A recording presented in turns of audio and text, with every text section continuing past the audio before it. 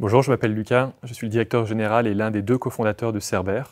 Cerber qui est donc une entreprise française qui protège tous les sites et les personnes sensibles contre les nouvelles menaces que les drones représentent, avec des applicatifs aussi bien militaires que civils, en parlant par exemple du risque terroriste, de l'acheminement de contrebande au-delà des frontières, ou par exemple de l'espionnage industriel.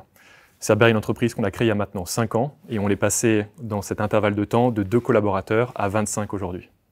Pour protéger les sites sensibles contre les nouvelles menaces que les drones représentent, en fait, on va se concentrer sur une des failles principales du drone, les communications dont il a besoin. Notre travail consiste à les intercepter et à les neutraliser pour gêner la progression d'un drone lors de son attaque. Donc tout ça repose sur des technologies radio qui vont nous permettre d'intercepter des communications et d'interférer avec elles, de telle sorte qu'on puisse créer une bulle de protection dans laquelle on sait tout du drone. Le pilote, sa localisation, la nature du drone, et on est capable de le forcer à atterrir.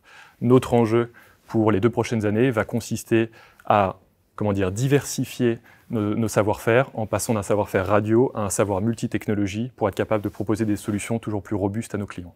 Aujourd'hui, je suis très fier de savoir que Cerber est considéré comme une pépite en matière de sécurité et de défense au niveau français.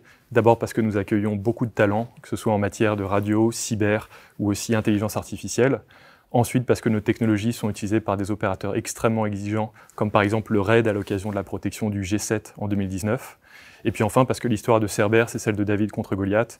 Aujourd'hui, nous gagnons des parts de marché contre de très grands acteurs tels que Raytheon, Lockheed Martin ou encore Rafael. Et ça, c'est une grande source de fierté. Nos enjeux pour les 2 prochaines années consistent à consolider notre savoir-faire français pour le transformer en leadership européen, en diversifiant notre maîtrise des technologies radio vers des technologies de type radar, optronique et beaucoup d'autres encore. Donc si cette aventure t'intéresse, n'hésite pas à nous rejoindre. Nous cherchons aujourd'hui des gens à la fois fiables et passionnés qui vont pouvoir nous accompagner dans cette aventure extraordinaire.